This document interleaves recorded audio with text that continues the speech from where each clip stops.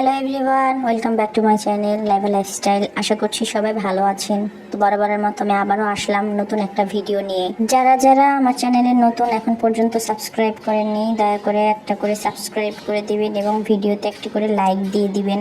এতদিন তো আমি মতুরি আপাকে নিয়ে একটার পর একটা দুর্দান্ত খবরাখবর আপনাদের সাথে শেয়ার করেছি, কিন্তু আজকে আর মতুরি আপাকে নিয়ে কথা বলবো না, কারণ দুই একদিন তো একটা মানুষকে রেস্ট দিতেই হয় বা এক মাস রেস্ট দিতেই হয়। তাই আমি চাচ্ছিলাম যে মতুরি আপাকে একটু রেস্ট দিই। যদি আরও বেশি কিছু বলি তাহলে হয়তো সে ইন্তেকাল করতে পারে। তো ইন্তেকাল করলে তো আমাদের জার্নিটা এখানে শেষ হয়ে যাবে। আমি চাচ্ছিলাম না যে আপা এত তাড়াতাড়ি আমাদের মাছ থেকে হারিয়ে যাক। হারিয়ে গেলে আমরা কন্টেন্ট পাবো কোথা থেকে? আমরা তো আপার মতো ভিউজ ব্যবসা করি। আপার যে ফেক আইডিগুলো সেগুলো দিয়ে তো আপা আমাকে এসে সেরকম ধরনের কমেন্ট করে। মজার বিষয় হচ্ছে গিয়ে যে আপা কিছুদিন আগে আমাকে এরকম ফেক আইডি দিয়ে কমেন্ট করেছিল।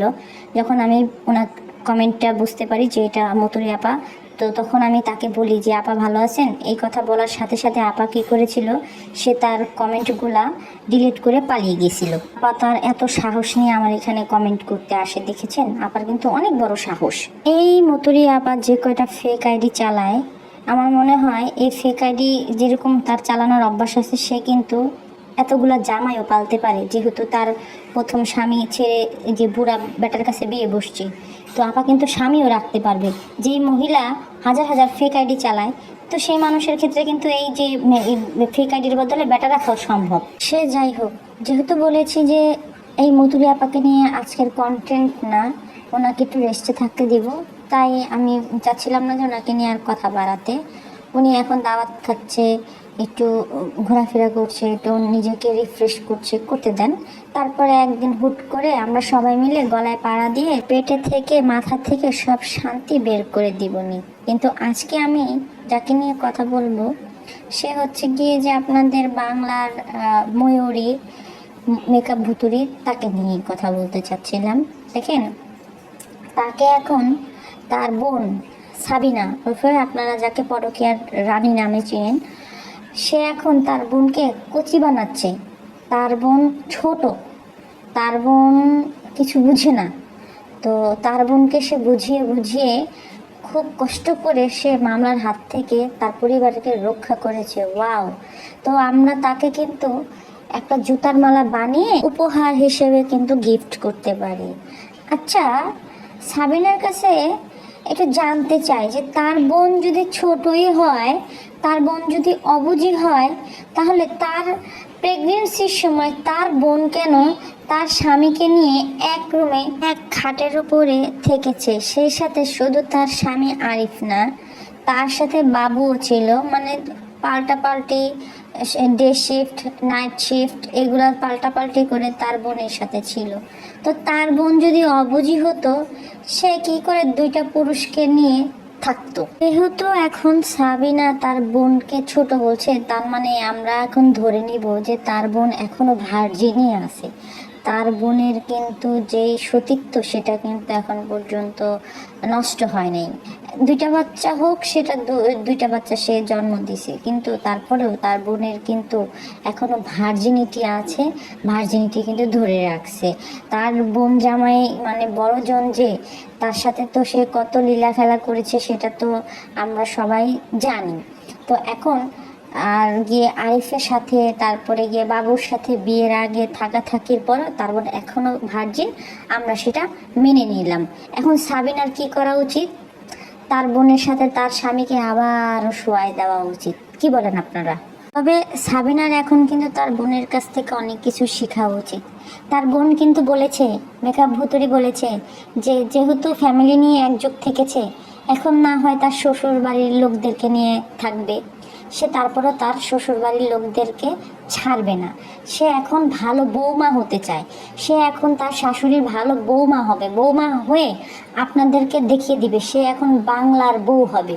যেমন আমরা মোল্লাবাড়ির বউ ছবি দেখছি, তো এখন সে হবে গিয়ে বাংলার বউ। বাংলার বউ হয়ে তার মতো বাংলার বউ যাতে আর একজনও না হয়, সে সেই রকম কাজ করবে। এর জন্য দেখেন না, শাশুড়ির সাথে অন্যায় হয়েছে, যেহেতু ও বলছে যে শাশুড়ির সাথে অন্যায় হয়েছে, তো নিজেরাই অন্যায় করে তারপর আরেকজনের কাঁধে দোষ দিয়েছে। ভালো কথা, তো এখন শাশুড়িকে রক্ষা করার দায়িত্ব নিজের কাঁধে উঠিয়ে নিয়েছে।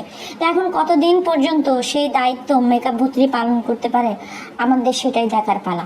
তো ইতিমধ্যে কিন্তু আপনারা জানেন ওদের ভিডিওর মধ্যে অনেকে অনেক ধরনের কমেন্ট করতেছে, যে কমেন্টগুলা খুবই হাস্যকর কমেন্ট, খুবই পচানিমূলক কমেন্ট।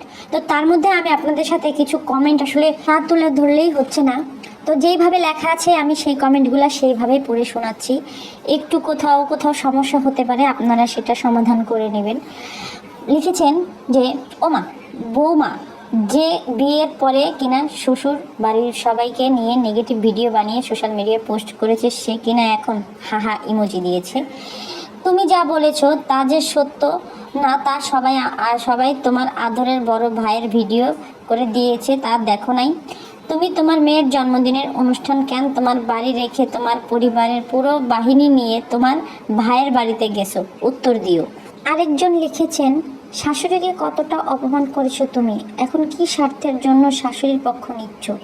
এই ভুতুড়ির এত নাটক কেমনে করে? তোর শাশুড়ির চাইতে তোর মা বেশি অসুস্থ।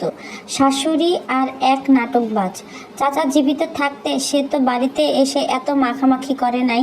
শাশুড়ি শারমিন তোমাকে কেস মামলায় জড়িয়ে দিয়েছে, এবার টাকা ঢালো, তুই এবার পরিবারের থেকে আলাদা। আরেকজন আপু খুব সুন্দর একটা কমেন্ট করেছেন, সেখানে আপুটা লিখছেন যে মিম প্লিজ প্লিজ প্লিজ তোমাদের প্রিয় পদ্মা থানায় সব রোস্টারদের এগেনস্টে মামলা দাও, দেখি তোমাদের প্রিয় ওসি কি করে, কারণ তোমার মাল্টি বন্দা বাবু বলদের এত মান সম্মান নষ্ট করেছে এরা। ম্যাডাম থাকলে পদ্মা থানায় মামলা দে। লাস্ট আরেকটা কমেন্ট আমি আপনাদেরকে পড়ে শোনাচ্ছি। আরেকজন আপু লিখেছেন আহা কি ভালোবাসা, কি সম্মান শাশুড়ির জন্য। বিয়ের পর শাশুড়ির সাথে কয়দিন থেকেছো, কয়দিন বাসায় এনে রেখেছো? শাশুড়ির সাথে সম্পর্ক কি আদৌ ছিল? শাশুড়ি কত অসুস্থ ছিল, কত সমস্যায় ছিল, কই তোমাকে তো দেখলাম না। প্রায় 1 বছর শাশুড়ি ননাস কারোর সাথে সম্পর্ক ছিল না। বেলাল এবং শারমিন জায়গা কেনার পর তোমাদের বাসায় যখন মিষ্টি নিয়ে এসেছিল, তখন তুমি তাদের সাথে কি ব্যবহার করেছিলে মনে আছে? তোমাদের মনে না থাকলেও আমাদের মনে। ভুলে গেলে চলবে না, তোমাদের শরীরে খুনির রক্ত, তোমরা সবাই সেই খুনির বংশধর উত্তরসূরি, তোমরা একই রক্তের। এর জন্যই তো বাবু খুকির মাকে পেটাতে গিয়েছিল। তুমি ভাবিকে পেটাও, শারমিন বাবু চাচাকে পেটায়। সবার শরীরে খুনির রক্ত, রক্ত কথা বলে, শুধু খুকির শরীরে খুনির রক্ত নেই। খুকি বিষয়টি পাবলিককে জানিয়েছে, আর তুমি সেই পাবলিকের সামনে চাচাকে উলঙ্গ করেছো, তাই খুকি অপরাধী হলে তুমি মহা অপরাধী। আসলে এখানে যত মানুষ যত কমেন্ট করেছে এইগুলা নিয়ে যদি ভিডিও বানানো যায় তাহলে কিন্তু পার্ট বাই পার্ট অনেক ভিডিও বানানো যায়। এই সমস্ত দর্শকরা সেই সমস্ত দর্শক যারা কিনা এদের অকারেন্স দেখে দেখে আসতেছে, এখন তাদের দেয়ালে পিঠ ঠেকে গেছে, যেই কারণে ওনারা এখন মন্তব্য করে। আসলে এই মন্তব্য করার ফলে যেটা হচ্ছে লাভ কিন্তু ওদেরই হচ্ছে, বেসিক্যালি ওদেরই লাভ হচ্ছে, ওদের অ্যাকাউন্টেই টাকা ঢুকতেছে। আমরা হয়তো নিজেদের ক্ষোভ ঝাড়ার জন্য ওদের চ্যানেলে যাই। আপনারা দেখেন ওদের যখন ভিউজ লাগে, ওদের যখন যাই হোক না কেন, ওরা মানে ট্রেন্ডিংয়ে থাকার জন্য কিন্তু ওরা ওদের কমেন্ট সেকশন খুলে দেয়। এর আগে কি ওরা কোনো সময় কমেন্ট সেকশন খুলে দিয়েছিল? দেয়নি। আচ্ছা বলেন তো যে ফাতেহা কি কোনোদিন কমেন্ট সেকশন খুলেছে? খুলে না। কখন খুলে? যখন ফাতেহা দেখে যে ওর ভিউজ একদমই নাই।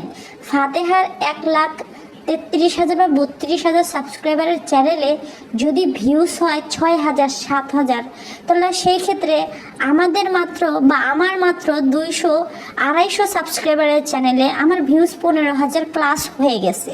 তাহলে আপনারা দেখেন যে এরা তাহলে ভিউসের জন্য এই কমেন্ট সেকশন কেন খুলে দেবে না? এটা তো শুধুমাত্র একটা সামান্য বিষয়। এরা এর থেকে বড় বড় বিষয় কিন্তু আপনাদের সামনে আনতে পারে। কিছুদিন আগে আপনাদেরকে যদি একটু বলি যে দেখেন নাই যে জান্নাত তোহা কী করেছিল, নিজেদের পার্সোনাল বা প্রাইভেট যে মুহূর্ত সেটা কিন্তু নিজেরাই কিন্তু সোশ্যাল মিডিয়াতে ছেড়ে দিয়েছিল, শুধুমাত্র ভিউসের জন্য, শুধুমাত্র ট্রেন্ডিংয়ে থাকার জন্যে। ঠিক এরাও সেমভাবে সেম পলিসি মেনটেন করে কিন্তু তারপরে ভিডিও মেক করে। এই যে ওরা এত অকারেন্স করেছে, এত বড় একটা ঘটনা ঘটিয়েছে, ঘটানোর পরে যে নিজেদের ভিতর থেকে যে একটা অনুশোচনা বোধ, সেটা কিন্তু এদের ভিতরে কারোরই নাই। এখন তারা কি করতেছে দেখলাম যে সবুজকে নিয়ে তাদের খুব ভালোবাসা, সবুজকে নিয়ে তাদের খুব মাখামাখি। সেই সাথে আজকেই মনে হয় খুকি একটা ভিডিও দিল, সেই ভিডিওতে খুকি বলতেছিল যে সবুজ তাকে কল করে বলেছে যে তার চ্যানেল থেকে সবুজ একটা ভিডিও করতে চায়, যেখানে গিয়ে ওদেরকে ধোয়া তুলসী পাতা বানাতে চায়। মানে ধোয়া তুলসী পাতা মিমের সম্পর্কে খুকি যা বলেছে সেটা মিথ্যা, মানে খুকিকে মিথ্যা বানানোর জন্যই আর কি এই সবুজকে হায়ার করা হয়েছে। এর জন্য সবুজকে কিন্তু জামাই আদর করা হচ্ছে। আসলে খুকি কিন্তু সেখানে তখন না করে দিচ্ছে যে না, আমার এখান থেকে হবে না, কারণ আমি যেটা বলেছি সেটাই ঠিক। অন্তত পক্ষে আমাকে কেউ বলতে পারবে না, আমার সন্তানদেরকে কেউ বলতে পারবে না ওর মার 2 বিয়ে।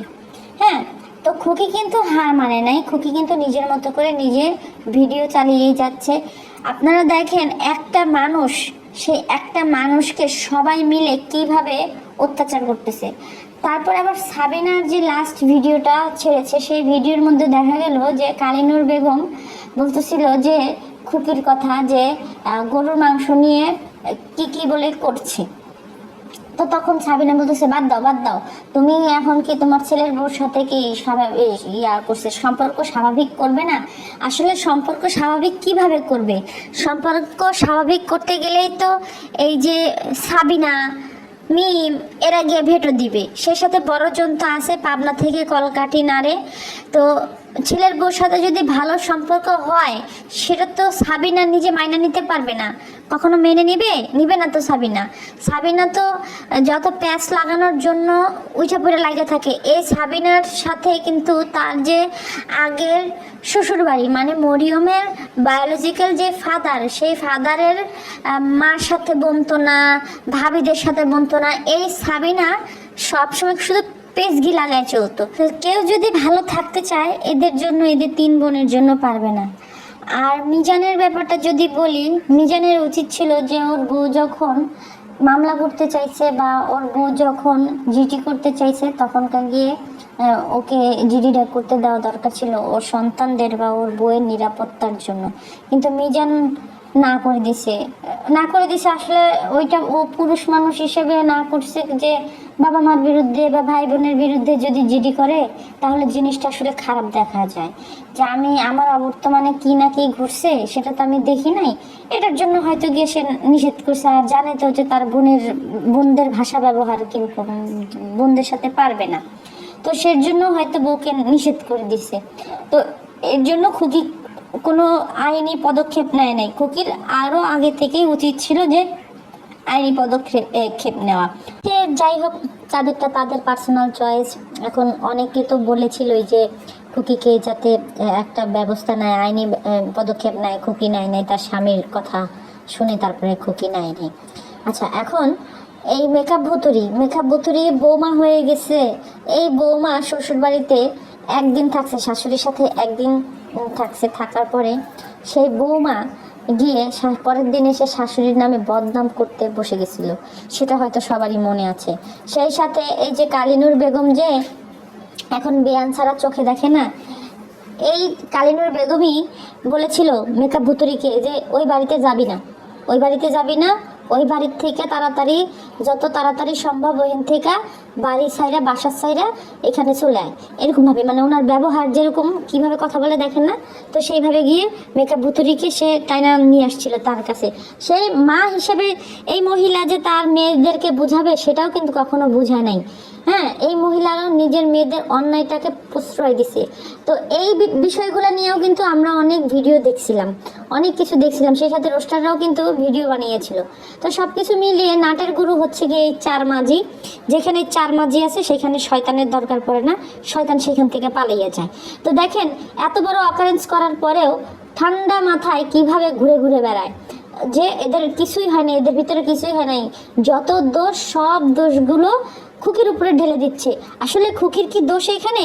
খুকি শুধুমাত্র জানিয়েছিল যে কি করেছে, তার চাচা শ্বশুরের সাথে, তার সাথে কি করেছে সেই বিষয়গুলো কিন্তু খুকি জানিয়েছিল। কিন্তু বাদ বাকি যা জানানো তার পরিবার সম্পর্কে কে জানিয়েছে? এই বাইদা পরিবার সম্পর্কে, ভাঙ্গারিলা পরিবার সম্পর্কে কারা জানিয়েছে? মেকআপ ভুতুরি জানিয়েছে।